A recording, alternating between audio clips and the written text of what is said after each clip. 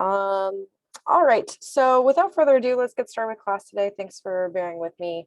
Again, I'm Candace. I run content and education here at Cosvox. So a lot of what I'm going over today is really from seeing thousands of fundraising campaigns and seeing what components make them really successful, especially when it comes to creating the content. A lot of this is all drawn from my experience here at Cosvox, where you can run crowdfunding, peer-to-peer fundraising, donation pages, event ticketing, and more. So if you're interested in that or taking advantage of the free month of our light plan to run a crowdfunding or peer-to-peer campaign, feel free to take advantage of that. And I can help you get set up with that as well in a one-on-one conversation. All right, so let's go over the online fundraising course overview. Class number 2 is today, the comprehensive guide for creating content for your fundraising campaign. We did last week was really all about mostly goal setting and being able to set your campaign up for success through planning. And this is more about once you have an idea of what it is that you're fundraising for, really how much and all of the details around the goals of what you're trying to set. How do you actually create the content behind that to make your campaign successful and implement that? And then class number 3 is going to be all about how you can really effectively promote your campaigns, maximize your audience. So a lot of the content that you're creating this from class this week, you're going to be able to use that in your promotion plan. So here's a quick overview again of what you'll be receiving. So you're getting all the slides and the recordings of class 1, 2, and 3. You're getting that online fundraising campaign planning template. I also posted that in Teachable, but if anyone needs me to send that to them directly, I'm happy to. You're going to get a content creation checklist from after today. So on Monday, you'll get that sent out to your email along with the recording and the slides. You're going to get an example campaign package. So in the email on Monday, I'm also going to be including a list of about 10 different campaigns that are online right now that you can take a look at. I think it always helps to get a sense of what people are actually doing and seeing how they're doing it. So I'll send you 10 successful campaigns that you can poke around on and really see how they set everything up, so you can get hopefully some inspiration and insights. And then you're also getting that 1 month free of the light plan. Let's get into our class today. Our class agenda is really just going over the campaign content overview. What are some of the main pieces of content that you need to create? And we'll be addressing a lot of quick tips in that section. And then we're going to be going over more in detail about the fundraising appeal videos for your campaign, and also creating additional graphics and considering graphics for social sharing as well. So let's get into it. We went over last week the anatomy of an online fundraising campaign. It really does look like having a branded online fundraising site. You're going to be tracking your progress towards your goals. And then there's a lot of content on the page, including videos, emails, fundraising appeal. There should be an easy donation form and suggested giving levels, easy sharing options to share across different platforms that are integrated right on the page. There's usually a donors listing, so you can see who recently donated to the campaign. And then sometimes there's personal and team fundraising pages if you're using peer-to-peer. So we talked a little bit about selecting a platform last week. And then this week, I want to show you how you actually build out all this content. So just a couple of quick examples here. You'll see keys to success. They have a nice branded campaign. They have their actual logo for their event up at the top. You'll see all of the colors are coordinated. I really like the way that they set up the look and feel to it. Again, they have, that fundraising progress on the right side there. And then on the page itself, they have their fundraising appeal on the left. that is really going into why people should participate and donate. And then they also show who is actually benefiting from this campaign. So some pictures there. The Hebrew Free Loan Society, they didn't have a video. So again, you don't have to have a video for an online campaign, but it does help. I think it does add something. But in lieu of that, I loved their solution. They just had a really nice picture of two people who have benefited from their loans that they were giving out, and then included just a really quick quote from them. So I really like that they integrated that sort of storytelling component alongside the image. Again, pretty easy branding, right? It's just a really simple white page, and they have some blue accents to it and a yellow button. But it's really nice and clean looking. So to build out a campaign like this, you're going to need a few things on hand to be able to really easily set this up in no time. So I think you saw the quote last week from Nancy Ramos. If you have all of this content ready, actually setting up the site itself should only take like maybe 15 minutes. So you just plug in all of these pieces of content and it's ready to go really quick. So the one is, of course, a campaign title. So you do need to title your campaign. You have your fundraising goals and your end date, hopefully from our class last week. So those should be ready to plug in. You're going to need a fundraising appeal. And if you're doing peer-to-peer fundraising, you're also going to need a peer-to-peer appeal. We'll talk about that more in detail. A sharing image and description. This is creating the link preview of what it looks like when you share your campaign. You or anybody else shares your campaign on any social media. So how do you create, a high quality share image and description that drives engagement? You're going to want to have your logo and branding colors so that you can create, just like the Key Success campaign did, have it all really quickly and easily branded, and all the images and logos and colors all go together. You do want to create a video if possible. I think there's some really easy ways to do that, so I'll give you tips for that later. You want to have some graphics for your site and the personal pages, and considering other graphics you might need to share across social media, so we'll go over those details as well. Bank account details for processing so that you can easily actually take donations. I think that's a huge thing that not a lot of people talk about, but it's really important, even though it shouldn't take very long, but you do need to think through that, how you're setting up donation processing, how you're actually receiving donations to your bank account.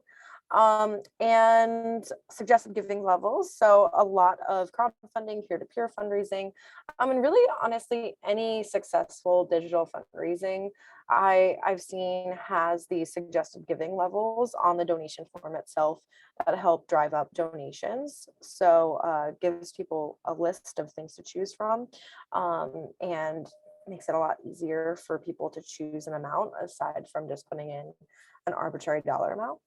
And then also automatic email receipt content.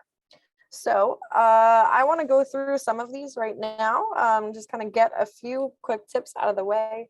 So for a campaign title, I have a lot of people that ask me what should the title of my campaign be.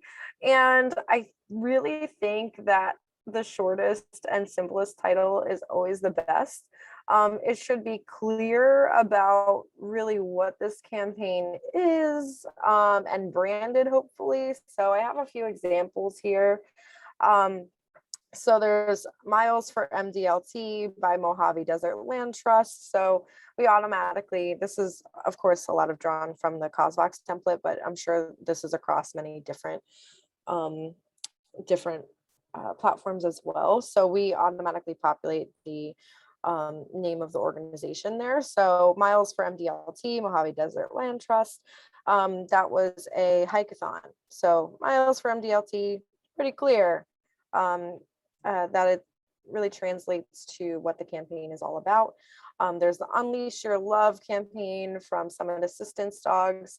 This is a little less clear, but I think it is a really nice title. And I think people were already familiar with it. They had an Unleash Your Love event for years and years and years. So their community was already familiar with what this was. So seeing that online just really easily translated that. So people knew that, hey, this is the virtual version of that in-person event. There's Woven Health Clinic, very straight and simple virtual award celebration 2021. You can get a little more creative with it, like you saw with the other ones, but I actually think that this is very clear about what's happening. It's an award celebration. And then there's the Climb Out of the Darkness 2021, which is also a virtual hike-a-thon event. So it just makes it clear what this campaign is, and it's all really nicely branded. It ties into it really ties into the purpose of the fundraiser and what they're asking people to do. So this should also easily translate to your campaign site URL. So I guess I should just mention that briefly. So whether you're using CauseVox or another platform, you are going to need to create a URL as well whenever you set up your campaign. Just be sure that this URL is actually very easy to remember and ties right into your campaign title as well. So, I mean, I really think a lot of this is very straightforward, where, for example, Climb Out of the Darkness is cotd2021.causevox.com. Very easy to remember and ties right into their campaign title. Mojave Desert Land Trust was miles number 4 MDLT, I think .causevox.com. And you can even brand it. So if you want to even brand it further, so there's not the causevox.com in your campaign or whatever other platform you might be using, a lot of platforms do allow you to brand it further. So you can do something like miles.mdlt.org, for example. All right, so that's a little bit about the campaign title. Just be aware that even when you're setting up your page, you can usually change this later. So don't feel like you're 100% locked in, but it is nice to have an idea of the title for your fundraiser. Your logo and branding. So when you're setting up your page, there's going to be a lot of different places that you probably need to put your logo. So my quick tip for you is to just have a lot of different versions on hand. So it's really easy for you to just plug in the right version wherever it needs to go. So there's going to be places where a square logo works best. You'll see DuraDash has that sort of rounded option, which can work in a square section. And then there's the more horizontal options that, you know, work differently in different places. So have a few options available. Make sure they all have a transparent background. And if you are looking to try to figure out which hex color codes or what branded colors you want on your site, I do recommend having those hex color codes that go along with either your logo or your event branding on hand. Hex color codes are like basically a really easy 6-digit code that exactly matches the color in your logo or your branding. So if you have those on hand, because you already have, you know, a branding package, that's great.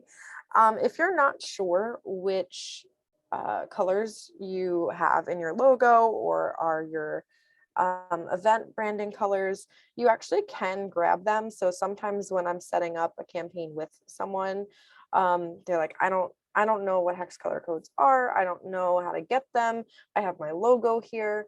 What you can do is really simply upload your logo to a tool. It's called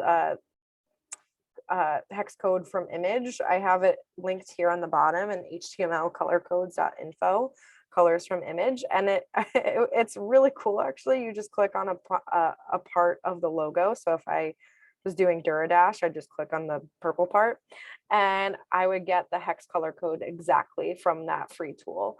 So then I can copy and paste that and then use that to brand my site. So that's just a quick tip. We also, if you don't have a logo with a transparent background, we actually have a really great resource on our blog that gives you a few different options and tools to use to create that transparent background with your logo. So I say transparent background because if you don't have that transparent background, you're going to end up with a white box, kind of like you're seeing here with the Duradash logos. And it's going to just look not really that professional. So you definitely want to have the transparent background.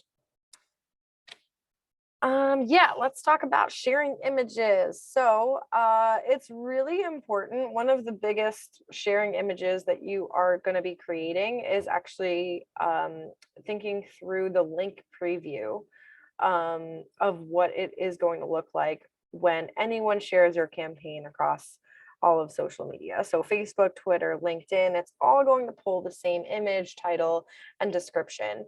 So you want this to be really eye-catching because it's going to be shared to people that aren't familiar with your organization. They might not know what this event or campaign is all about. So you want to make it really eye-catching so people stop and read and are intrigued to click and learn more. I have this example here from the Women Build campaign. I really love it. It's really driving the eye. It's bright colors. I see this really cool Rosie the Riveter thing going on. So I, as like, I'm a feminist, I'm interested. I want to see what this is all about. And then I see your donation helps build hope. Okay, so I'm being asked to donate, it looks like. And so it then starts talking about what the campaign is about. So Women Build adds a ripple effect throughout the community by providing. And so this intrigues me. It makes me want to click and learn more. So you don't always have to do a graphic like this. You can just do a nice high quality image. But I think this really does is a great example to sort of follow. So you want an eye-catching heading that actually draws people personally in. That's why I chose this example as well. It's because it's saying my donation, your donation helps build hope. So it's actually asking the reader to get personally involved. And then just a brief one-sentence description that just starts describing the campaign enough so people are interested to click and go right to your site. So I have some pixel suggestions here, 1200 pixels by 630 pixels. So 1200 pixels in width, 630 height. That is the exact sizing for that link preview across different social media sites. It's optimized for Facebook, but it's gonna really nicely translate to wherever it might be shared. So just kind of keep this in mind. People usually forget about this, and I actually think it's really important. So yeah, I want to set up donation tiers with this stat. So 68% of donors agree that knowing how their donation makes an impact is important to their gift. One of the best ways to really show how your donors can make an impact is not only including a lot of content on the page, but also having donation tiers. So one of my favorite things about this example that I have right here is that in the fundraising appeal itself for this emergency challenge grant that was run by Skid Row Housing Trust, they very specifically go over not only just the need, the high level need, so that big overall fundraising goal is $20,000, but then they go into the different ways that the donations are actually going to be making an impact. So they say your donations can support nearly 2,000 residents and our frontline staff in 26 buildings with needs such as antibacterial soap, phones to residents, supplemental food kits, laptops, hazard pay. And so they go into this list of exactly how donors can make an impact. And then when I, as the donor, click the donate button, those exact things that are laid out in their fundraising appeal are translated into the tiers that I can select from. So $75 provides 75 thermometers, $150 provides antibacterial soap, $500 provides 20 phones. So it just, do I think that my $75 is exactly buying 75 thermometers? No, but it gives me a really good idea of how my donation is going to be used. So, and now if I wasn't sure how much to give, now I have 6 things I can choose from. It's less overwhelming for donors. So, um, when you create that, when you're creating your page, you do want to have some donation tiers just pre-written out on your end that you can plug right in there. So, check that off your list, and now you have a really great way to drive donations for your organization. We do typically see that when you use donation tiers, it actually drives donations up significantly in comparison to not having more specific tiers. So that's actually why we require you to put in tiers on if you're using CauseVox. So to make it as easy for your donors to choose a tier, I only recommend having between 4 and 6 tiers. You can have 3 too. But you can't have too many options because then people get caught up reading everything and trying to figure out which tier is the best, and it just takes up more time. So you do want to make it short and quick and easy to choose from. So keep those descriptions short as well. I actually probably, if I were advising Skid Row Housing Trust, is I would probably try to shorten these descriptions a little bit so it's a little bit less time reading.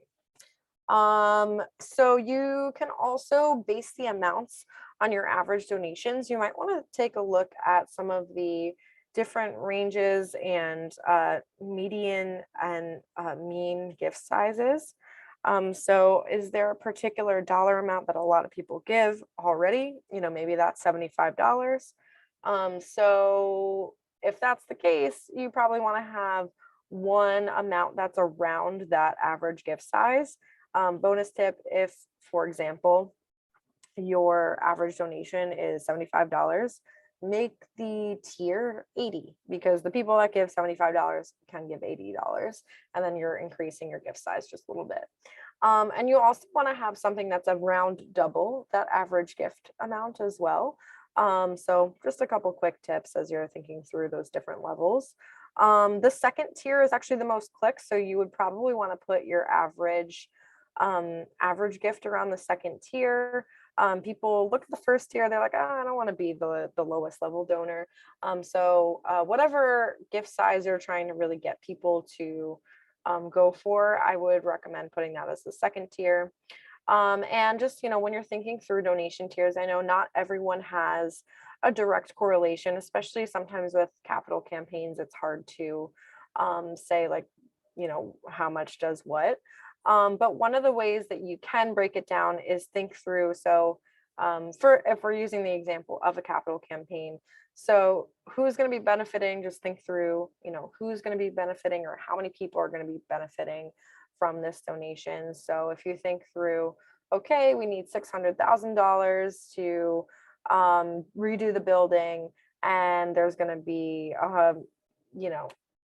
6,000 people that are served by the building. Now you can say, a gift of $100, help somebody benefit from our services at our new building, for example. So you can break it down by how many people are being served. You can also, of course, break it down by the number of items provided, if there's time sponsored. So I know, like, even with like therapy sessions or things like that, how many hours of therapy were provided. You can also go by, types of thank yous, or attributing different titles for different levels of donors. So this $25 donor is a friend, $80 donor is a rock star. That kind of thing can also help if you don't have a great way to tie tiers to impact. So that's just a few quick tips for donation tiers. I do think they're also really important. If you want more tips on donation tiers, you can go to that resource at the bottom of this slide. So again, you're going to get all the slides, so you can also go back and reference these resources. I also want to talk a little bit about donor thank yous, and this is really important for just like following through your campaign and making sure that people give again in the future, because that is part of digital fundraising, is you're not just doing this once. You want to keep these people coming back again and again to give to your organization. And a lot of that comes with providing a delightful experience. And you also do that by really making the donor feel appreciated for their gift. So thanking your donor within 48 hours of making a donation made them 400% more likely to give again. With any platform, you're probably going to have the opportunity to have an automatic receipt set up. So you can do a lot with that automatic receipt to actually customize it and make your donors feel appreciated. So this is just an example from some of the assistance dogs. I love this campaign and I loved this. I love their receipt because just the content is really great. I won't read all of it, but it just says, full name. So that's going to automatically pull in the name of the donor. Thank you for making a donation to, and it will pull in some of the assistance dogs. Your investment in the lives of clients and dogs means so much to them. A service dog opens the door for their partner, both literally and figuratively. Physical and emotional challenges tend to diminish. And a sense of greater independence increases. With a skilled service dog at their side, our clients experience only a sense of gain independence, gain companionship, and a greater sense of joy. Please retain this donation receipt. Some assistance dogs is a 501c3 organization. No goods or services were provided. Your donation is tax deductible. And your REIN is, and I took that out because I didn't want to share that here. And then here's your contribution info. They have the merge tag again, pulling in all their transaction info, the amount, the date, time of their transaction. There's a unique transaction ID. I think it even includes their email again as well. Your transaction should appear on your credit card statement as, and thank you again for your generous contribution. I know I said I wasn't going to read the whole thing, but then I did. But I really do think it's a really good example. And I think it's really important that you, when you're thinking through the campaign, think through how you can really customize that donation receipt and have this maybe pre-written out ahead of time. Of course, you can just pull from your existing receipt a lot of content, but the more you can even particularly have the thank you feel personalized to the campaign, the better. So when you're writing your automatic donation receipt, you are going to want to, again, probably draft this out ahead of time. Make sure that you're using personalization with merge tags. So that's automatically going to pull donor's name, organization info, transaction info. You want to have the donation receipt actually feel sincere, like the donor actually is getting a sincere thank you. You want to also share how their gift is going to make an impact. Any ways that they can continue to get involved. I don't think this is in the summit example that I shared, but if you want people to connect with you on social media or join a group or something like that, you can have some next steps and links to continue their engagement with your organization. You want to include all the details required to make the receipt up to tax deductible standards. And you also want to address, if you are doing monthly donations, address if the donation is one time versus a monthly recurring donation, just because people could get confused if they, thought they were giving a one-time gift, but actually gave a monthly gift or vice versa. So just, make sure that those are customized and personalized. And we have a way for you to do that on CauseVox, but I'm sure other platforms provide that as well. So there's a resource I wrote up here. It actually gives you a pretty even more in-depth guide to creating that donation receipt and a template. So there's some examples there and templates there for you to copy and paste. So hopefully that helps get you a long ways down to creating a great donation receipt. And I'd be remiss if I didn't talk about donation processing really quick here. So you are going to need to set up a way for you to receive donations to your bank account. I know this isn't really like fun content, but you are going to need to have some things on hand. If you're using CauseVox, we have Stripe or PayPal as donation options, as processing options. So just kind of keep that in mind. I really recommend Stripe. Stripe is very easy to use. It's the same pricing as PayPal. They're both 2.2% plus 30 cents per transaction. And all you need to do to actually set up either one of these accounts is to have some bank account info. What's your bank account number? Have your routing number on hand, some general nonprofit, um, like a short description of your nonprofit. You want to probably set it up using a general nonprofit email address. So if you leave the organization is not stranded and can still access funds. And also, you need your EIN on hand for this as well. If you're setting up Stripe, it should take less than 10 minutes to get this set up. So as long as you have these things on hand, setting up Stripe is super easy and you can start getting donations basically within 10 minutes. So that's a few things I wanted to cover. I wanted to also start talking about how you can craft your fundraising appeal. Of social media users who donate, 56% said that compelling storytelling is what motivated them to make a donation. So the stories that you tell on your campaign site are really, really important. And so the thing that you want to do most with the content on your page is make sure that you are telling stories and tying it back to your organization to drive donations. So a good story will put a face behind the campaign that supporters will connect with. You want to have a story that's featuring a certain person. So stories are best told when there's a main character. And so you want to pull out a person or two and really focus a story around them. It's really hard to tell a good story when you're featuring a whole bunch of people, because then the story gets long, it gets complicated. You want to pretty much keep it short and simple and have one or two people to really put a face behind the campaign, but mostly one. You want to have the story draw on your supporters and emotionally connect with your cause. So people should be telling a story about themselves and how they were positively impacted by your organization. And hopefully that story also shows the donor how they can fit in and help others like them.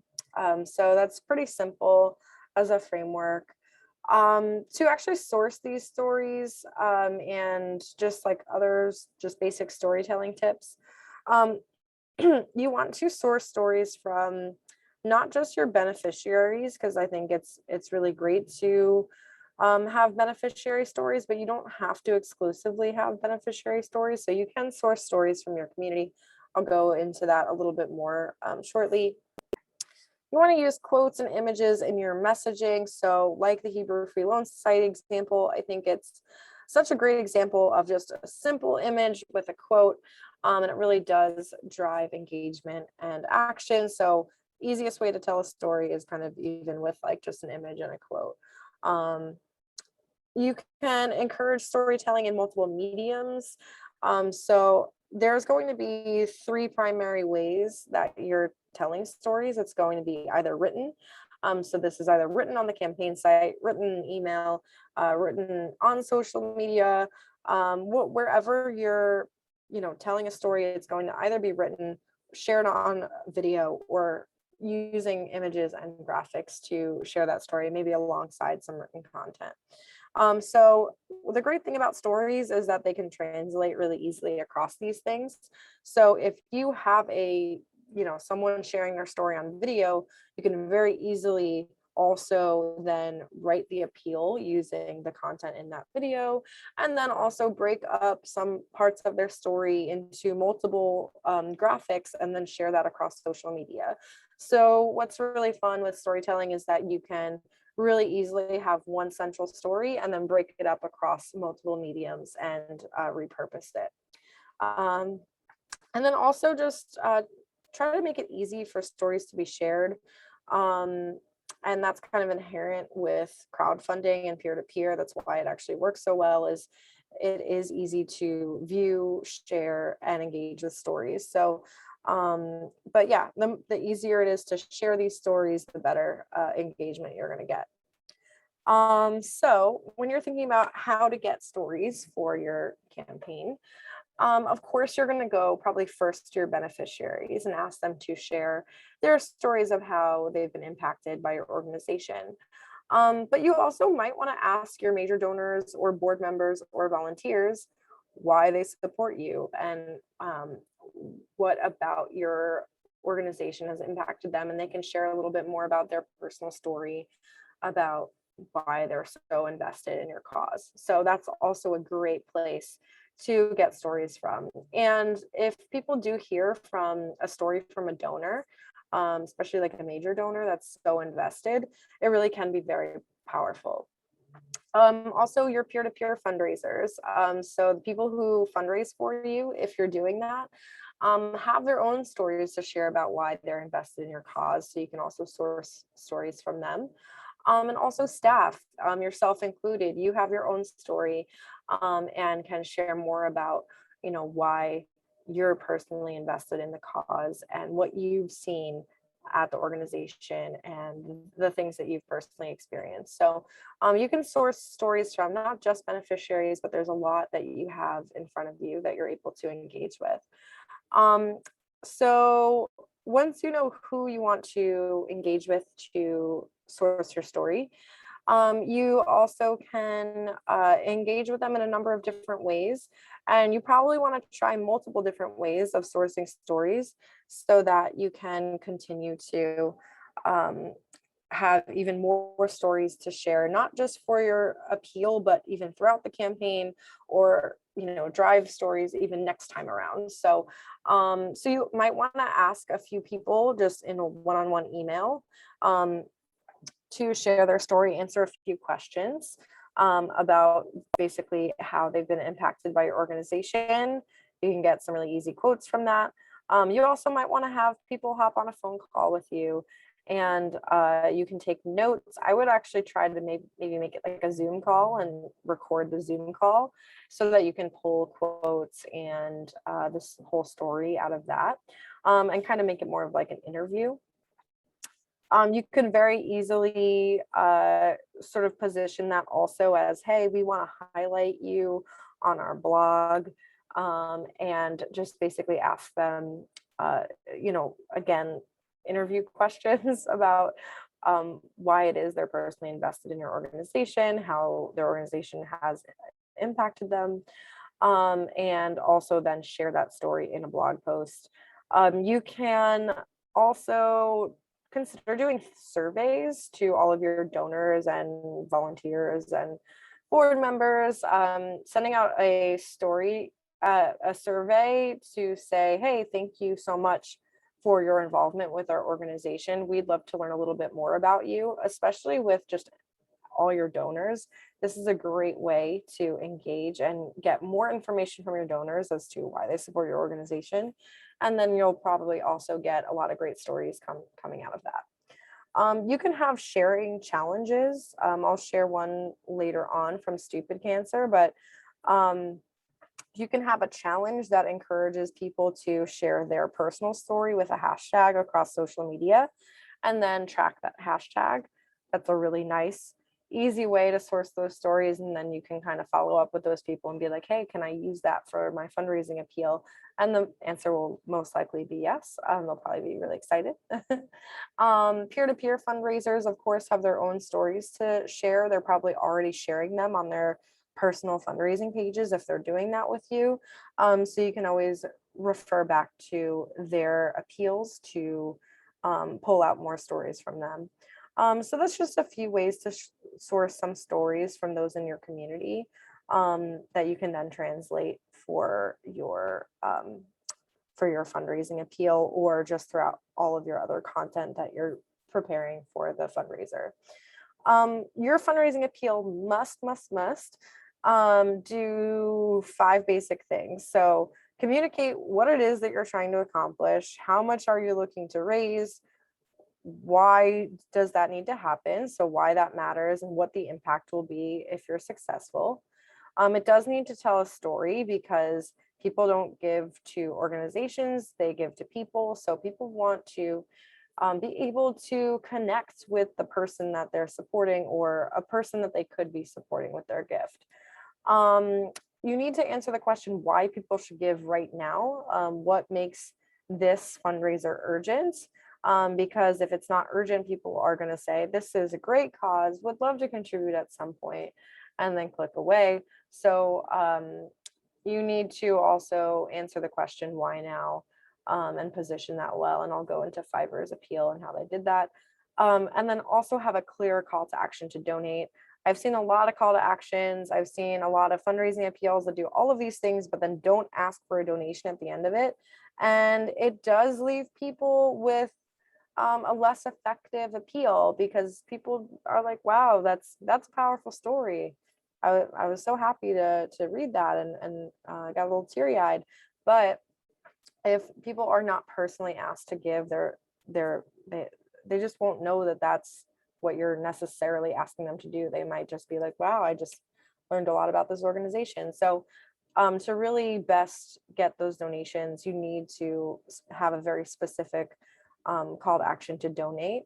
Even just saying like your support, blah, blah, blah. I've seen that a lot.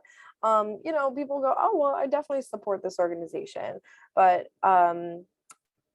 people need to understand that you're actually asking for a gift. So I'm going to read you this appeal just because it's such a great example, and I think it's something you could easily translate. So Fiverr's Giving Tuesday appeal said, this holiday season, make more Fiverr stories possible. Since opening our doors in 2000, more than 1,500 children have experienced the magic of Fiverr. Justin is an alumnus who completed his 10-year Fiverr journey in 2018. This is an excerpt from his graduation speech. I believe all my life that I've been misunderstood. Growing up, I was called annoying, rambunctious, and impulsive. Fiverr started to change me. We learned how to make fun without technology and to cherish nature. I learned it is okay to be me. And I had the strength to realize my own flaws and become a better person. And that's why I'm forever grateful to Fiverr. Becoming a Fiverr is about being open to growth and change. We've built a supportive community and culture where young people can take healthy risks, find their purpose, and address their weaknesses.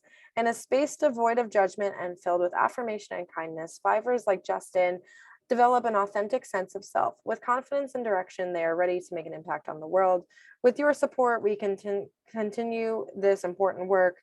And it goes on to, have that strong call to action to donate. So I love this appeal. It is very short, very easy to consume in a short period of time. It's probably maybe like 500 words or less, probably less. The impact is emphasized right away from literally the get-go.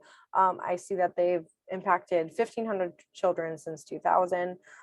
They have a quote from one alumni. They grabbed it from a speech. They didn't have to, do this whole big thing. They just took it right from a speech that was already done, from that they had in their back pocket, and it was just a quote. So I think quotes work really great with these appeals. It was mission based, so it's really tying Justin's story back to how they can reach more people like Justin. There's an image of program graduates, and again, there's a strong call to action at the end. I would like to workshop your appeal with you. So as you are creating your appeal for your campaign, please go ahead and email it to me at candace@causebox.com, and I can give you some one-on-one just suggestions and tips. So feel free to go ahead and send that to me in a Google Doc, and I can take a look. I wanted to really briefly address peer-to-peer. So not only do you need an appeal for your main campaign site to drive donations, but if you are doing peer-to-peer and having people fundraise for you, a lot of people won't know how to write this type of appeal for themselves. So you can actually draft it for them. And so a lot of the same things about a good peer-to-peer appeal are the same things that make up a great just general appeal, but it should do a few things, which is basically detail about why they're participating in fundraising for your organization and why they're passionate about your cause.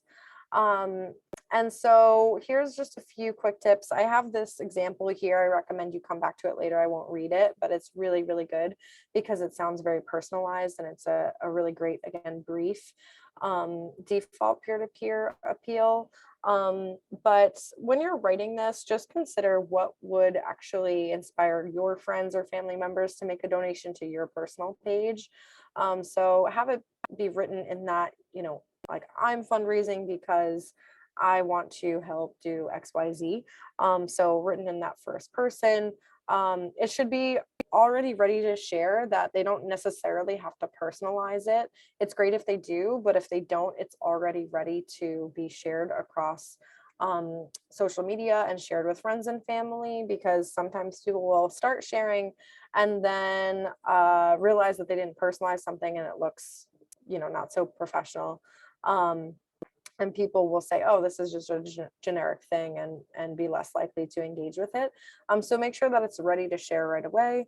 Again, you want to make sure that this is succinct and easy to consume. So a peer-to-peer appeal is, so if you're doing a crowdfunding campaign, you won't need this, but if you are having individuals fundraise on your behalf and sign up to for their own personal fundraising pages, they're going to need the same type of content on their own personal fundraising page, but more individualized, so that they can share their page with their friends and family to fundraise on behalf of your organization. I have this resource linked at the bottom here, which is all about how you can actually create a really great default peer-to-peer appeal. So I do recommend, there's even a template there as well for you to use. So feel free to go ahead and refer back to that resource. Yeah, I mean, I'm not going to go over all of this. I think there's a lot here, but I do encourage you to encourage storytelling, not just, again, through those peer-to-peer pages if you're doing that. But even if you're just doing a crowdfunding campaign, one of the best things that you can do is to continue engaging people throughout the campaign to even get more stories. So asking anyone who donates to you, what motivates you after they make their gift. Maybe you want to follow up and ask them, what motivated you to make this gift? Why is this cause important to you? And you might, get more stories that you can then repurpose and share later. And one of the great things that you can do is, again, encourage people using to share their own stories across social media. You can have a hashtag. For example, there was my giving story. That's a Giving Tuesday thing where people say, use hashtag my giving story and share about why you participated in Giving Tuesday. And it's a really great way to get people to not just share the campaign for you, but to actually share more stories and make your campaign that much more engaging. So you get a wider audience. So one of my favorite things that I saw DuraDash do that engaged people in storytelling is that they started highlighting some of the peer-to-peer fundraisers who signed up to fundraise for them. And they actually I think they just emailed everybody that signed up to fundraise this list of questions of, why are you doing the DuraDash fundraiser? What do you want people to know about spinal CSF leak, which is what they're fundraising for, and then also what research on spinal CSF leak do you hope to see in the future. So it really set them up with a few simple questions to actually tell a story using this framework.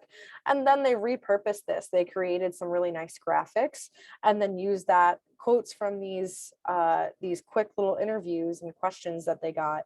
Not only did they create a blog post from it, but then they also created tons of other content and graphics to share on social media. So through getting, one story, they repurposed it for several different in several different ways.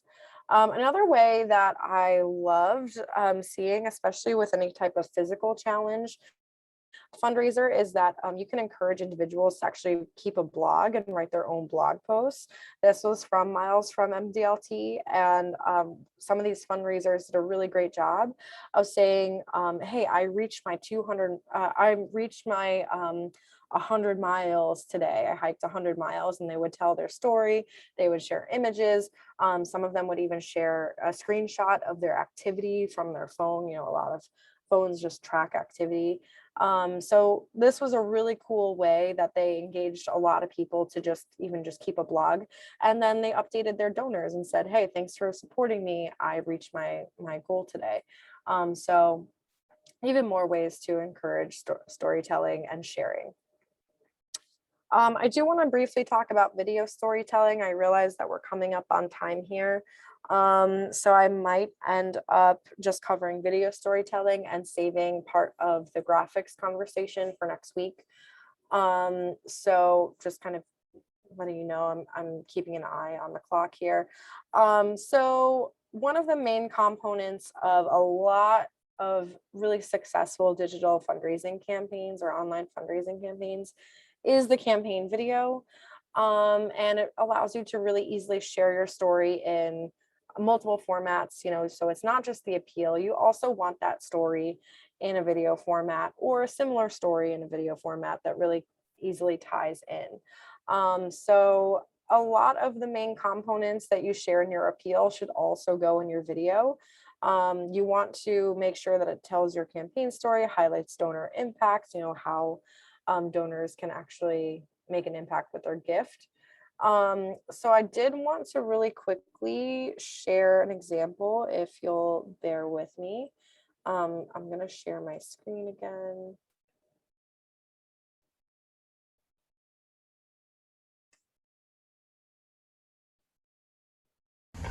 So why do I volunteer with Girl Scouts? I was a Girl Scout Brownie, and I had a wonderful time doing it. I loved everything about it. I knew it was an important thing for my daughter to be involved in. So as soon as she was able to be the Daisy, I was really excited to jump on board. Since COVID, we have switched to all virtual meetings. We thought it was really important just to have something consistent in the girls' lives. Things have been a little different since COVID, and we decided to keep our troop virtual for the past year. Everything has changed so much with the pandemic, and we wanted to provide the consistency and the social outlet for the girls while continuing to learn some really cool stuff. And it was just a chance for the girls to know that no matter what was going on that week, no matter what was going on with COVID or the weather or anything else in our lives, that we would be there for them every Thursday night at 5 p.m. on the same Zoom link. All right. And I just wanted to share that because not only is it very short, but it tells a story right from the beginning about someone's personal experience with the Girl Scouts. And then it also dives into what's going on. Sorry, the video started playing. Yeah, so it also goes into really not just the story, but then also, of course, what they've been doing the last year, why people should participate, you know, how it impacts the girls. And so in a minute, they really do a lot to share that story well. I need to go ahead and reshare my screen. And some of the things that I liked about that video is that it's not very flashy. There's not a lot of, you can tell they probably shot it on an iPhone. It wasn't a huge lift for them, but it did a really nice job of helping them raise over $150,000 on their campaign site. So it's something short, sweet, to the point, tells a story, and is really effective. So you do want to think about your specific campaign video. Again, it doesn't have to be, honestly, the shorter the better. 30 seconds to 2 minutes is usually a nice sweet spot that I see a lot of times. You do want to make sure, again, that you tell that story and have a call to action to give at the end. I also liked that the video not just was talking heads, but they actually did a little bit of editing. They had some images of the girls that are being impacted by the donations on over the audio.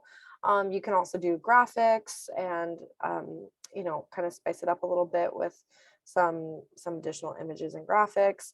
Uh, Again, you don't have to do anything too expensive or high effort. I know a lot of people think of, oh, a campaign video, that sounds like that's going to cost me $5,000 and take 3 months, but that's not really the case. So I would try and do something short and simple. If you have that kind of budget and if you're able to do that big, nice campaign video, that's great, but you don't have to. It doesn't have to be so involved.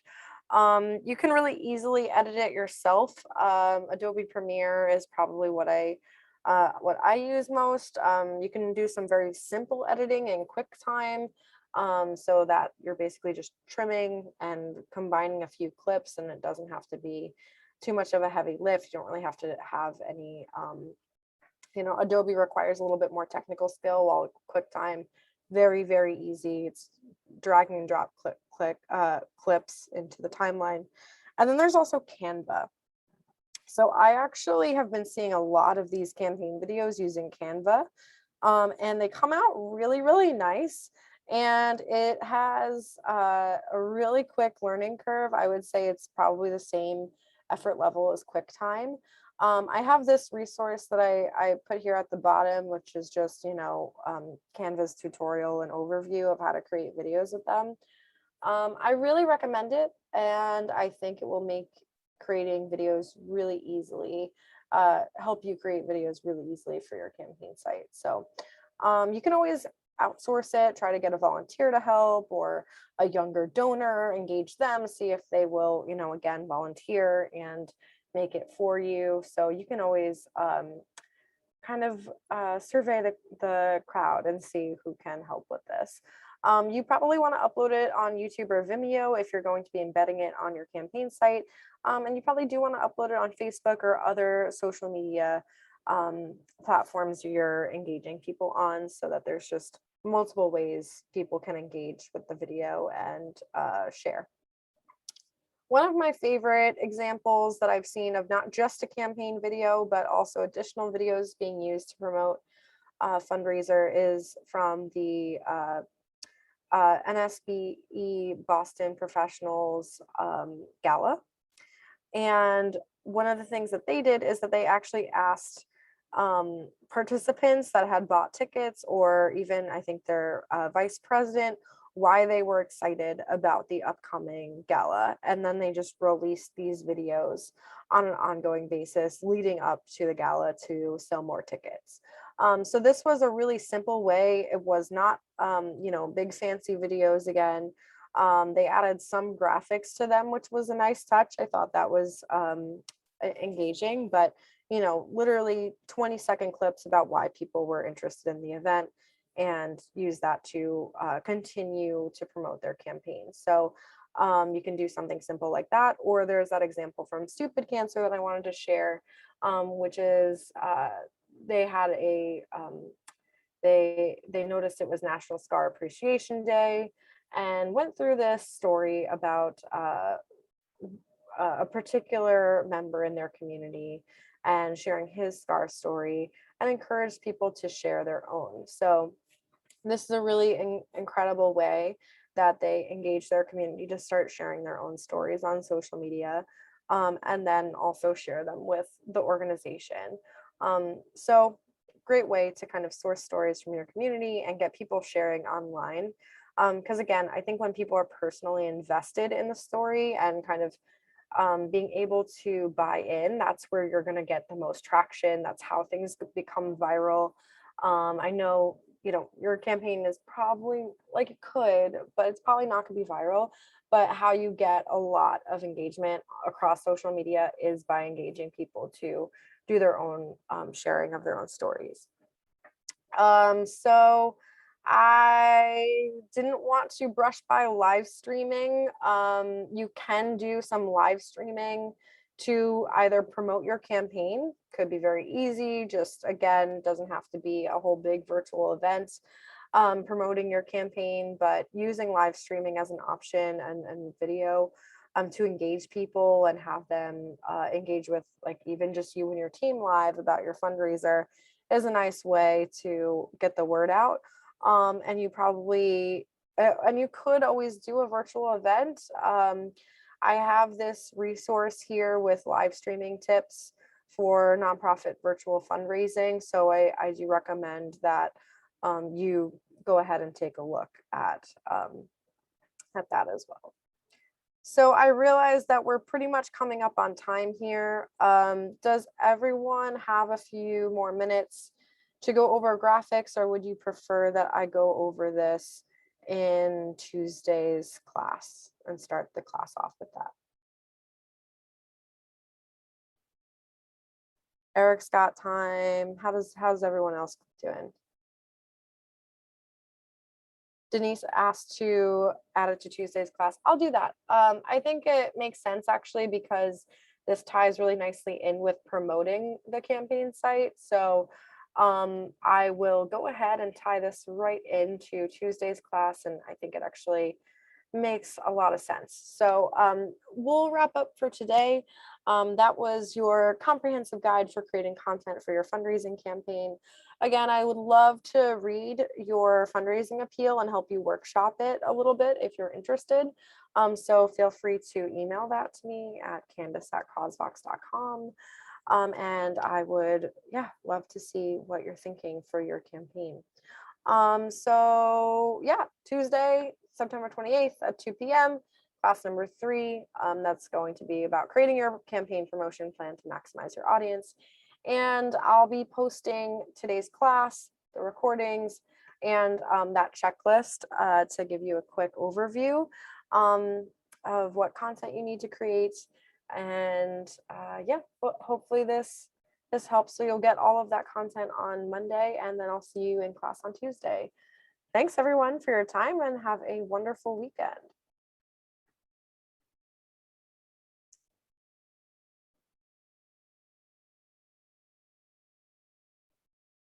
Thanks, Denise. Take care.